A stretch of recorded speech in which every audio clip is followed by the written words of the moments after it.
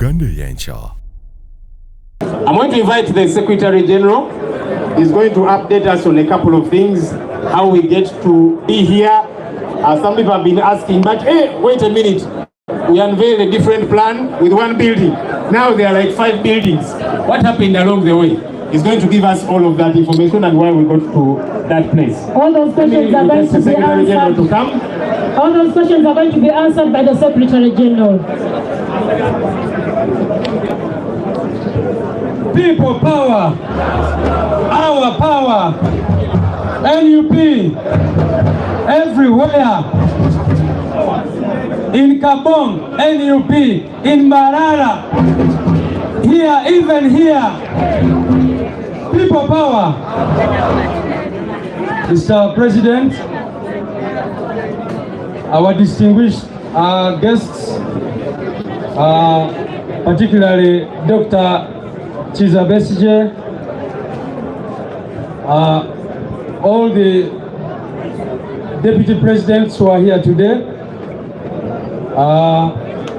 our members of parliament, honorable members of parliament, the members of the National Executive Committee, the mayors and speakers. Because of time, I will speak very briefly and translate what I'll be saying into Luganda, and then we invite another speaker. First of all, we are here to thank God today for the far He has brought us. The journey which started in Chadondo can be seen where it has reached today. As the Bible says, do not despise the day of small beginnings. And we are 100% sure that the God who has brought us this far is going to take us until we are fully in charge of the affairs of our country, so that our people get a better life. Secondly, I already told you in July last year, when we were unveiling this place, that first of all, it was a deliberate step. It was a deliberate step not to acquire land in Kololo, not to acquire land in Nakasero, even though we would have done it. We decided, under the guidance of our president, that we have been in the ghettos of Kamocha and we must look for land in another ghetto where the common people are. And that is why we decided to come here in Kavule, in Waise. So that is the symbolism of this place. And I'm glad that we have been able to transform this ghetto into this wonderful headquarters, which I believe is an example, not only in Uganda, but to the rest of Africa. Now, the other question, as Honorable Senyonyi said, people have been asking why we decided to build this and not that we had initially unveiled. Ladies and gentlemen, the initial plan which we unveiled on that day requires over 4 billion shillings to put into place, which is a lot of money which we do not have right now. But we decided that we should be able to use what we have to create something beautiful out of it. At the time when we unveiled this place, ladies and gentlemen, we only had 2 plots. One plot there and another one here. But like Honorable Senyonyi said, from last year, we have been able to acquire 4 more plots in this very place. That building there belongs to us. We acquired it where the office of the president is. We were able to acquire this building. And we were also able to expand on the outside. Even this very building where we are right now, when we unveiled last year, we did not have it. It was not ours. So we decided to also buy this building and used less than 10% of the money that we would have required to build the other one which we had showed to you. That is because we thought we should be frugal, but also have what we needed to get. So that is the explanation I thought I should give to you. The other point I want to make is to appreciate our president. As you all know, we have been using Kamocha as our headquarters for over 4 years, even under People Power. And that place, we have been using it free of charge. We have not been paying for the land in Kamocha, which belongs to our president. But more to that, the president has allowed us to continue using that place for NUP, for People Power. And we have decided that in Kamocha, we are going to establish the National Unity Platform School of Leadership. So that is where we shall take our trainings so that comrade leaders can be educated in leadership and other aspects. So all the other departments, financial administration, mobilization, the election management committee, organization and party building, policy and research, legal, media and communications, training, the head office will be here, although the training will be taking place there, and then arts, culture and sports, all of those departments will be here. And now that we have unveiled this place, we shall be open full every day to serve you, to serve Ugandans. What I can say is, this is your place. You're all welcome to come and use it. In a special way, I want to appreciate some people that I've worked with over time, and those, of course, apart from the president, Chairman Nyanzi. He has been very instrumental in the work that has been going on here, giving ideas and everything else. Comrade Nubian Lee seated over there. Comrade Nubian, we also have another plot of land behind the other office where we shall soon establish a studio so that the ghetto youth can come and sing revolutionary songs from that place. So you can see the office which has the biggest demand. So we should put it there very soon. And of course other leaders, I can't mention all of them. I want to appreciate the members of parliament. I also want to elaborate people power. I want to also state, I've been seeing propagandists trying to say, where did we get money to buy all this? These are resources strictly that are given to us, that are allocated by parliament. That is why we did not even do a fundraising for this place. We have used only those funds to establish all this. You all remember that NRM gets 75.5% of those resources. I don't know what they use it for, but NUP gets only 12.9% of those resources, and we've been getting it for only about 2 years. And this is what we've been able to use that money. Of course, in addition to the many things we do, our guests, as you know, the party has been having a heavy load, especially having to support families of our victims of torture, of extrajudicial killings, etc., of helping political prisoners and all those others. So you can see we've been trying to remain accountable and transparent in the use of the little resources we get.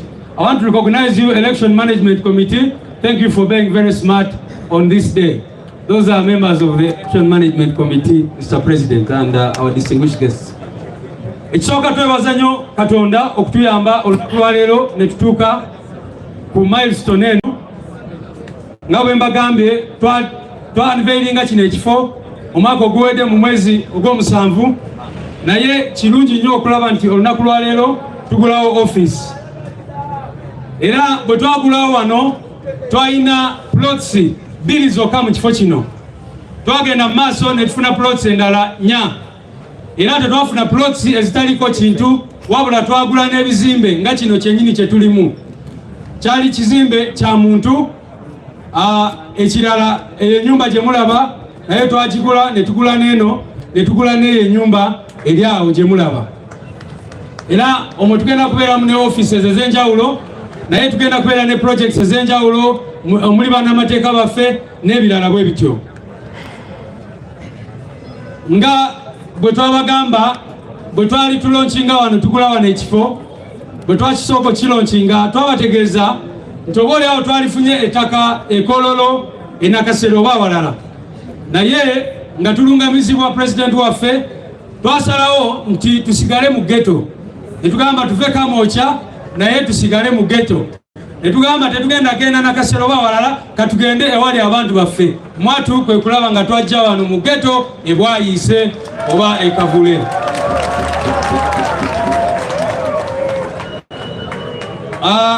Ensonga endala, waliwo abadde beebuuza kiri ekifaananyi kye twabateerako ekyali kimu, lwaki tetwazimba ekyo ne tusalawo okubeera n'ebizimbe bino ebyenjawulo. Ekyo ekizimbe ba engineer bwe batubaliramu ssente zeetaagisa zaali mu 4,000. Ne tugamba nti mu kifo ky'okuzimba ekizimbe kimu ku 4,000 kati ku ssaawa zino nga tetulina ssente nnyingi, ne tusalawo waakiri tugule ebizimbe bino byonna tubirenovate, tubiredesigning. Twafuna aba engineers abakabi, era simanyi chief engineer waffe bawaali, mwami Abudu Nyombi n'abalala ne batu redesign bino ebizimbe abakulu bamaze obirambula naye nammwe mukirizibwa nga tumaze wano ogenda ne mubirambula ne mulaba bwe biri ebyakabi ennyo. So sente ze twakozesa wano teziwera na butundutundu 10 ku buli 100 kwezo ze twali badde tukozesa okuzimba kiri ekizimbe.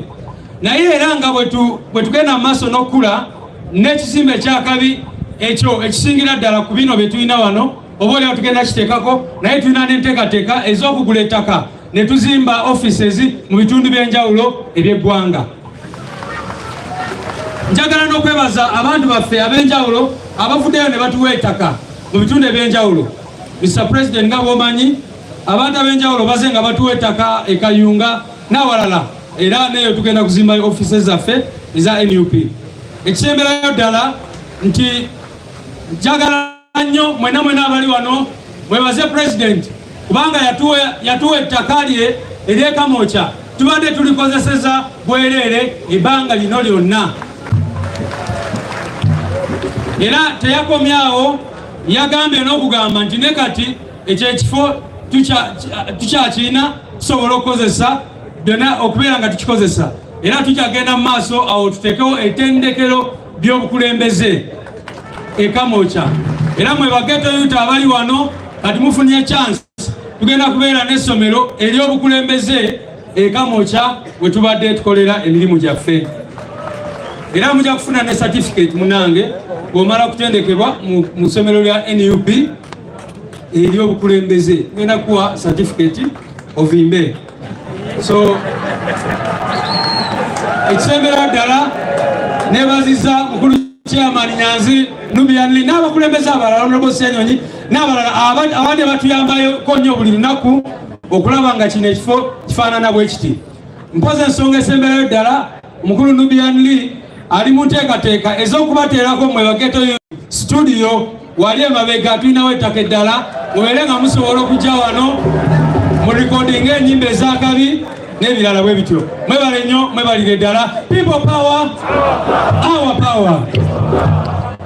Nenyongera okujjukiza nti gwe eyeetaaga of course abagenda okusiigira langi mu ggwanga Uganda ali mu kibuga Kampala ali eweerwe eggwanga nenga business zo zikolera mu ggwanga Uganda osobola okwekwata banafa ba Ebenezer Painters basanga mu kibuga Kampala era basobola okubeera nga basiiga ekizimbe ky'olangi okwetolera eggwanga Uganda wonna.